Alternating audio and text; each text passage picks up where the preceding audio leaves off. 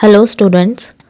इस नए वीडियो में हम लोग जो टॉपिक पढ़ने वाले हैं उसका नाम है इम्पोर्टेंस ऑफ रूरल सोशियोलॉजी, यानी हिंदी में ग्रामीण समाजशास्त्र का महत्व। जैसा कि आप दिए गए चार्ट में देख सकते हैं, ग्रामीण समाजशास्त्र के निम्नलिखित महत्व हैं। जैसे कि पहला, समाजशास्त्रीय महत्व यानी सोशियोलॉजिकल इम्पोर्टेंस। दूसरा, शैक्षिक महत्व यानी एजुकेशनल इम्पोर्टेंस। तीसरा, समस्याओं के अध्ययन एवं समाधान में सहायक, in English helpful in studying and solving problems. चौथा, अपरिहार्य पथ प्रदर्शक, इन इंग्लिश इंडिस्पेंसिबल गाइड। पांचवा, कृषकों के लिए महत्वपूर्ण, इंग्लिश इम्पॉर्टेंट फॉर पीजेंट्स। छठा, व्यवसायिक महत्व, इन इंग्लिश वोकेशनल इम्पॉर्टेंस। सातवां, ग्रामीण और नगरीय जीवन को समझने में सहायक, helpful in understanding rural and urban life. आठवां, ग्राम के अध्ययनों का महत्व, इम्पोर्टेंस ऑफ विलेज स्टडीज। आइए अब इन टॉपिक्स को हम लोग विस्तार में पढ़ते हैं। हमने जो भी चार्ट देखा वह AR देसाई, SC दुबे, गिलगिट आदि के वर्क्स पे बना हुआ वो चार्ट था। तो इसमें जो हमने पहला देखा वह था समाजशास्त्रीय महत्व, यानी कि ग्रामीण समाजशास्त्र जो है वो समाजशास्त्र की एक शाखा है, जैसा कि हम लोग प्रीवियस वीडियोस में देख चुके हैं। और इसके अंतर्गत हम लोग क्या पढ़ते हैं? हम लोग पढ़ते हैं जो गांवों में या गांव में जो लोग रहते हैं उनके आपस में कैसे संबंध हैं, उनकी क्या प्रक्रियाएं, वो लोग क्या क्या कार्य करते हैं, उनके किस प्रकार के संगठन हैं, संस्थाएं हैं, या फिर उनमें क्या ग्रामीण क्षेत्र में कौन कौन से परिवर्तन हो रहे हैं, ये सारी चीज़ें हम लोग पढ़ते हैं। तो जब ये सारे टॉपिक्स हम लोग पढ़ते हैं सोशियोलॉजी के अंतर्गत, तो कहीं ना कहीं रूरल सोशियोलॉजी के अंतर्गत तो कहीं ना कहीं बहुत सारी थ्योरीज निकल कर सामने आती हैं और बहुत सारे कॉन्सेप्ट्स सामने निकल कर आते हैं। तो ये क्योंकि रूरल सोशियोलॉजी सोशियोलॉजी का ही एक पार्ट है, तो सोशियोलॉजिकल जो कॉन्सेप्ट्स के फॉर्मेशन में रूरल सोशियोलॉजी का योगदान इस तरह से बहुत ज़्यादा होता है, क्योंकि इंडियन सोसाइटी जो है हमारा वो एक मतलब बहुत ज़्यादा जो भाग है इसका वह ग्रामीण ही है। इसीलिए जो इंडियन सोसाइटी को समझने के लिए रूरल सोसाइटी पढ़ना बहुत ज़रूरी है। इसीलिए इंडिया के पर्सपेक्टिव में जो सोशियोलॉजिकल इम्पोर्टेंस है ये इसलिए और भी ज़्यादा रूरल सोशियोलॉजी का बढ़ जाता है। अगर हम देखते हैं कि जब रूरल सोशियोलॉजी का जब डेवलपमेंट नहीं हुआ था इंडिया में या विदेशों में, तो उसे समाजशास्त्र के अंतर्गत ही पढ़ा जाता था। वही सारी थ्योरीज जो होती थी इस पे इम्प्लीमेंट होती थी। लेकिन जब ये सोशियोलॉजी के अंदर एक मतलब विशेष उस सोशियोलॉजी का भाग बनकर उभरा, तो उसके बाद से जो भी कॉन्सेप्ट्स होते हैं वो रूरल सोशियोलॉजी के अंतर्गत पढ़ाए जाते हैं। तो एक बहुत बड़ा जो भाग है ग्रामीण समाजशास्त्र का, वो समाजशास्त्र के अंदर कवर होता है। ग्रामीण समाजशास्त्र के अंतर्गत हम लोग सिंपल और सरल, हिंदी में बोलेंगे सरल समाजों का हम लोग इसमें अध्ययन करते हैं। मतलब छोटा, जैसे जब हम लोग जब हमारा समाज या पूरे वर्ल्ड का समाज जब आदिम समाज था, जब हम लोग खेती भी नहीं करते थे, फिर उसके बाद हम हंटिंग एंड गैदरर सोसाइटी था, जिसमें कि लोग कंदमूल चुनकर खाते थे या शिकार करते थे। उसके बाद जो सोसाइटी आया वो एक जगह स्थिर होकर के कृषि करने का या पशुपालन करने का निर्णय किया लोगों ने, और फिर खेती शुरू हुई। तो धीरे धीरे देखते हैं कि फिर उस समाज से भी लोग और ज़्यादा डेवलप हुए, और धीरे धीरे आज जब हम देखते हैं तो हमारा सोसाइटी इंडस्ट्रियल सोसाइटी या कैपिटलिस्ट सोसाइटी के रूप में उभर चुका है। तो जो पहले वाले समाज थे उनको हम लोग सरल समाज बोलते हैं, यानी कि सिंपल सोसाइटी। और आज जो हमारा सोसाइटी है कैपिटलिस्ट या पूंजीवादी समाज जिसको बोल सकते हैं, या फिर इंडस्ट्रियल सोसाइटी यानी औद्योगिक समाज, तो ये सारे सोसाइटी को हम लोग कॉम्प्लेक्स सोसाइटी बोलते हैं, जो कि सरल नहीं है। क्यों सरल नहीं है? क्योंकि आज हमारा जो संबंधों का जो जाल है वो बहुत ज़्यादा विकसित हो चुका है और बहुत ज़्यादा एक रिलेशंस का एक इतना ज़्यादा वेब बन चुका है कि इसमें बहुत ज़्यादा कॉम्प्लेक्स हो चुका है। लेकिन जो पहले का जो समाज था वो वहाँ उतना ज़्यादा रिलेशंस का डेवलपमेंट नहीं हुआ था और जो सोसाइटी थी वो सरल थी। हम लोग सिर्फ क्या करते थे, जीवन जीने का जो हमारा तरीका हुआ करता था पहले के समाजों में, वह सिर्फ खाने और जीवन जीने के लिए होता था। लेकिन आज हमारे लाइफ में कितना भाग दौड़ भरा जीवन है, हम लोगों का कितना सारा एम्स होता है जिसको फुलफ़िल करने के लिए कितने सारे लोग सुबह से लेकर रात तक बहुत ही मेहनत करते हैं। लेकिन पहले का समाज क्या था? सरल था। अभी भी गाँव में देखते हैं तो इतने ज़्यादा लोग वहाँ एम्बिशियस नहीं होते हैं। लोग अपने जीविकोपार्जन पर ध्यान देते हैं और सिंपल लाइफ जीते हैं। तो जब हम लोग रूरल सोशियोलॉजी के अंतर्गत जब सरल समाजों यानी कि ग्रामीण समाजों का जब हम अध्ययन करते हैं और उसके बाद फिर नगरीय क्षेत्रों को पढ़ते हैं, तो कहीं ना कहीं ये एक व्यक्ति में एक समझ डेवलप करता है कि हाँ, हमारा जो नगरीय समाज है आज का, वह ग्रामीण क्षेत्र से या आदिम समाज से किस प्रकार से, किन प्रक्रियाओं से गुजरकर आज का वर्तमान नगरीय समाज डेवलप हुआ है। वो सारी प्रक्रियाओं को समझने में, वे सारे परिवर्तनों को समझने में सहायक है ग्रामीण सोशियोलॉजी यानी ग्रामीण समाजशास्त्र। दूसरा जो इसका इम्पोर्टेंस है वह है शैक्षिक महत्व यानी एजुकेशनल इम्पोर्टेंस। ग्रामीण समाजशास्त्र जब हम पढ़ते हैं तो ग्रामीण समाजशास्त्र के अंतर्गत कई सारे डेफिनेशंस होते हैं, इम्पॉर्टेंट सूचनाएं होती हैं जो इसके अंतर्गत हमको मिलता है। जैसे कि फॉर एग्जांपल संस्कृति का परिभाषा क्या है, संस्कृति क्या होता है, समाज क्या होता है, ग्रामीण क्षेत्र क्या होता है, ग्रामीण संबंध क्या होते हैं, धर्म क्या होती है, राजनीति क्या होती है। इससे संबंधित कई सारी सूचनाएं ग्रामीण क्षेत्रों में जो भी पाए जाते हैं उनके बारे में हमें जानकारी इसी के थ्रू मिलता है। और जो भी ये जो ज्ञान होता है वो क्रमबद्ध होता है और व्यवस्थित ज्ञान होता है, मतलब कोई कॉमन सेंस पे बेस्ड नहीं होता है। ये स्टडी के थ्रू बाकायदा लोग सोशोलॉजिस्ट जो होते हैं वो ग्रामीण क्षेत्रों में जाते हैं, वहाँ रह करके रिसर्च करते हैं, सर्वे करते हैं और तब वहाँ से कोई कॉन्सेप्ट डेवलप करते हैं और कुछ ऐसा लिखते हैं या फिर जानकारियाँ इकट्ठी करते हैं और फिर उसके बाद समाज को वो किसी किताब के रूप में, थ्योरी के रूप में या फिर परिभाषा के रूप में वो देते हैं। तो ये एक व्यवस्थित ज्ञान होता है और क्रमबद्ध ज्ञान होता है। जो ग्रामीण क्षेत्र के लोग हैं उनको भी अपने ग्रामीण क्षेत्र के बारे में जानकारी मिलती है। शहरी लोगों को तो मिलती ही है, साथ में ग्रामीण क्षेत्रों के भी जो लोग हैं उनको भी जानकारी मिलती है। या फिर जो लोग स्टूडेंट हैं, जो पॉलिसी मेकर्स हैं, उनको भी जानकारी मिलती है। तो जो भी ये जो है, ये जो नॉलेज होता है कहीं ना कहीं जिज्ञासा और रुझान पैदा करता है ग्रामीण क्षेत्रों की ओर।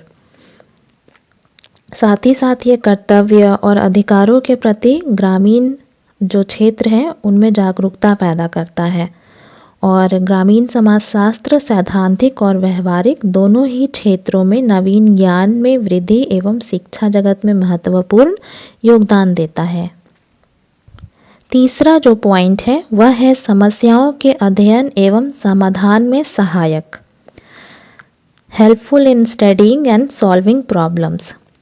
जैसे कि ग्रामीण समाजशास्त्र की उत्पत्ति और विकास ग्रामीण समस्याओं के अध्ययन करने के उद्देश्य से ही हुआ है। जैसा कि पहले के वीडियोस में हम लोग देख चुके हैं। रूरल सोशियोलॉजी के अंतर्गत ही कई सारी समस्याएं हैं ग्रामीण क्षेत्रों की, जैसे कि निर्धनता हो गई, ऋण हो गया, बेरोजगारी हो गया, निम्न जीवन स्तर हो गया, कृषकों की समस्याएं हो गई, हेल्थ से रिलेटेड इश्यूज हो गए, सामाजिक और सांस्कृतिक विघटन हो गया। ये सब स्टडी हम लोग ग्रामीण समाज शास्त्र के अंतर्गत ही करते हैं। साथ ही साथ समस्याओं को तो हम लोग स्टडी करते हैं, उसके कारण को भी पढ़ते हैं और उसके समाधान को भी खोजते हैं। और फिर अगर जब कोई पॉलिसी बनता है या फिर कोई विकास के लिए कोई योजना का निर्माण किया जाता है तो इन सारे चीज़ों को ध्यान में रखकर किया जाता है। अगला जो पॉइंट है वो है अपरिहार्य पथ प्रदर्शक यानी इंडिस्पेंसिबल गाइड। यहाँ पर AR देसाई कहते हैं कि ग्रामीण समाजशास्त्र ग्रामीण सामाजिक पुनर्निर्माण के लिए उतना ही अपरिहार्य है जितना कि एक चिकित्सक के लिए चिकित्सा का विषय। इनका कहने का मतलब यह है कि कोई भी ग्रामीण कार्यकर्ता, समाज सुधारक, योजनाकार ग्रामीण समाजों की समस्याओं का समाधान एवं निराकरण इन समाजों के ज्ञान के अभाव में नहीं कर सकता। यानी कि जैसे अगर कोई जब तक कोई डॉक्टर ना बने वो किसी का इलाज कैसे कर सकता है, तो डॉक्टर बनने के लिए क्या करना होता है, पहले उसको एग्ज़ाम पास करना होता है, फिर कई सालों की पढ़ाई होती है जो उसको मेहनत से डेडिकेट हो कर के उसको पढ़ना पड़ता है। तब जा कर के कई सालों के मेहनत के बाद वो इंसान सक्षम होता है, वो डॉक्टर बनता है और सक्षम होता है कि वो दूसरों का इलाज कर सके। इसी तरह से अगर कोई ग्रामीण क्षेत्र में कोई योजना बनाना चाहता है तो वो योजना कैसे बनाएगा, जब तक कि उसको ग्रामीण क्षेत्र के बारे में जानकारी ना मिले। तो उसको जानकारी फिर कैसे मिलेगा, जब तक कि वो ग्रामीण समाजशास्त्र का अध्ययन नहीं करता है। यही बात AR देसाई कहना चाहते हैं। इसीलिए ये जो शब्दावली है इंडिस्पेंसिबल गाइड, ये जो है ये AR देसाई ने ही दी है। और साथ ही साथ ये बोलते हैं कि केवल तभी सामाजिक कार्यक्रम एवं सामाजिक कार्य सफल हो सकते हैं जब वे वैज्ञानिक सामाजिक सिद्धांतों पर आधारित हो एवं उनके अनुसार निर्देशित एवं प्रारंभ किए गए हों। अगर वो साइंटिफिक तरीके से या स्टडी करके नहीं बनाया जाएगा अगर वो स्कीम, तो फिर वो ग्राउंड लेवल पर फेल हो जाएगा। और आप पास्ट में देख भी सकते हैं कई सारे स्कीम्स जो स्टार्ट हुए, कुछ स्कीम्स स्टार्ट अगर हुए होंगे वो बंद हो गए होंगे, तो उनका एक रीज़न यह भी रहा होगा कि ग्राउंड लेवल से एकदम उनका जो बनावट होगा वो भिन्न होगा। इसलिए जब उनको ग्राउंड लेवल पे इम्प्लीमेंट किया जाता है तो वो कार्यक्रम आधा अधूरा में ही रुक जाता है, तो एक तरह से वह फेलियर है। तो अगर किसी भी चीज़ में सक्सेस पाना चाहते हैं तो फिर उसी हिसाब से कि हाँ ग्राउंड लेवल पे वो सक्सेसफुल हो, पहले उस जगह को स्टडी करना होता है, वहाँ के लोगों के विचारों को जानना होता है, तब उसको इम्प्लीमेंट करना होता है, तब वो स्कीम जो है ज़्यादा सक्सेसफुल होने के चांसेस होते हैं। अगला जो पॉइंट है, 5वां पॉइंट है, वह है कृषकों के लिए महत्वपूर्ण, इम्पॉर्टेंट फॉर पीजेंट्स। तो जैसे कि भारतीय समाज में कृषि से रिलेटेड बहुत सारे लोग जो हैं यहाँ कार्य करते हैं। मतलब कृषक तो पुरुष वर्ग तो है ही है, साथ ही साथ महिलाएं और बच्चे भी कभी कभी खेतों में कार्य करते हैं। तो लेकिन अब फिर भी देखें, हम लोग देखते हैं कि किसान जो हैं वो गरीब रहते हैं।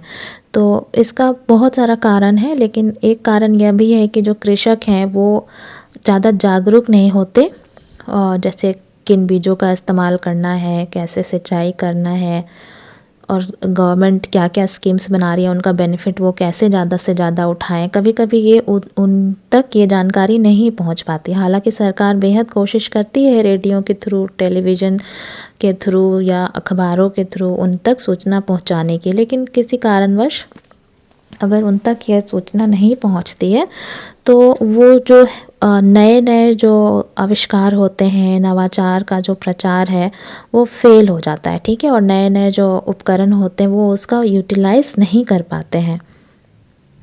कई बार कुछ संस्कृति से या समाज से जुड़ी ऐसी मान्यताएं होती हैं, उसके कारण भी वो लोग नई चीज़ों को नहीं अपनाते।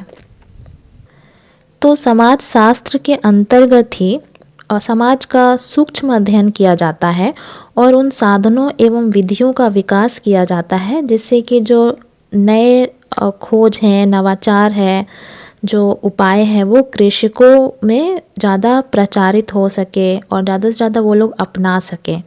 जैसे फॉर एग्ज़ाम्पल, जैसे अगर हम लोग ग्रामीण क्षेत्र में चाहते हैं कि जो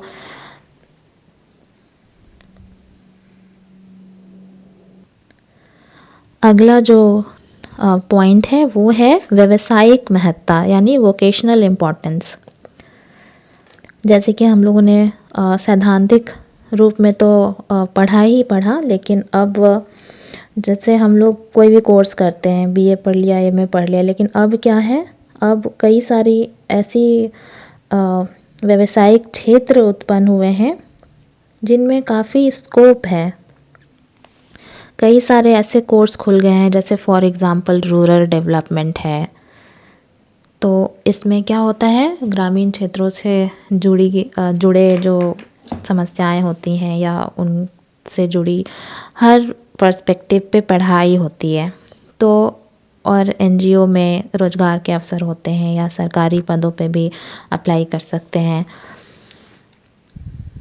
योजना आयोग में आप अप्लाई कर सकते हैं, ग्रामीण कल्याण विभाग में कर सकते हैं, वन्य जाति कल्याण विभाग में कर सकते हैं, कई सहकारिता विभाग में कर सकते हैं। कई ऐसे क्षेत्र हैं जहां आप अप्लाई कर सकते हैं इन कोर्सेज़ को पढ़ करके। तो यहाँ पर आप देख सकते हैं कि जो हमारा छठा पॉइंट है उसको हम लोग 5 पार्ट में डिवाइड भी कर सकते हैं। जो पहला है 6.1 है योजना एवं विकास कार्यक्रम, 6.2 है अनुसंधान के क्षेत्र, 6.3 है कल्याण एवं सेवा कार्यक्रम, 6.4 है शिक्षा जगत, 6.5 है विभिन्न ग्रामीण विभागों में अधिकारी और उपाधिकारी नियुक्त किया जाता है। तो कुछ ऐसे कोर्सेज होते हैं जो रूरल सोशियोलॉजी से रिलेटेड होते हैं, जो इन कोर्सेज को करके आप इन सारे क्षेत्रों में आप रोजगार भी पा सकते हैं। तो रोजगार के दृष्टिकोण से भी यह काफ़ी अच्छा है। सातवां पॉइंट है ग्रामीण और नगरीय जीवन को समझने में सहायक, यानी understanding rural and urban life. तो जैसा कि पहले के वीडियोस में हम लोग देख चुके हैं कि ग्रामीण और नगरीय क्षेत्र एक दूसरे के विरोधी नहीं हैं, बल्कि क्या है, एक दूसरे से काफ़ी संबंधित हैं, एक दूसरे के वे पूरक हैं। अगर हम लोग ग्रामीण क्षेत्र को समझ लेते हैं तो हम लोगों को नगरीय क्षेत्र को समझना आसान होता है।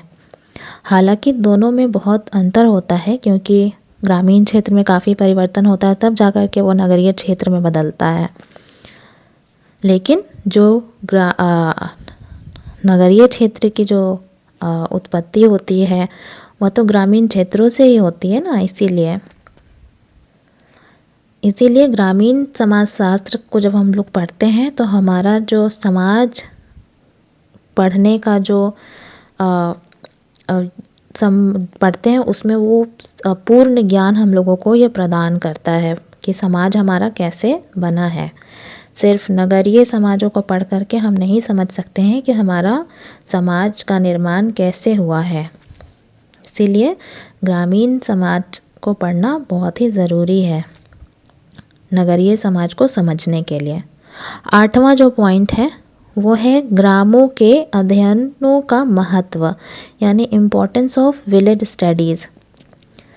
जैसे कि पहले जो रूरल स्टडीज़ कैसे किया जाता था, तो कई यात्रा वृतांत मिलते थे या धर्म प्रचारक जो होते थे वो मतलब अपने धर्म प्रचार के लिए अलग अलग जगहों पे जाते थे। उसमें गांव भी शामिल होता था, यहाँ तक कि ट्राइबल एरियाज़ भी शामिल होते थे। तो या फिर यहाँ पे प्रशासकों, प्रशासकों, यानी जैसे कि मान लीजिए कि अब कोई नौकरी कर रहा है और उसका पोस्टिंग ग्रामीण क्षेत्र में हो गया, तो उसके थ्रू हमें जानकारी मिलेगी। जो धर्म प्रचारक है वो कुछ लिखेंगे, उनसे मिलेगी जानकारी। या फिर अगर कोई यात्रा कर रहा है, यात्रा वृतांत में उनके मिलेगी।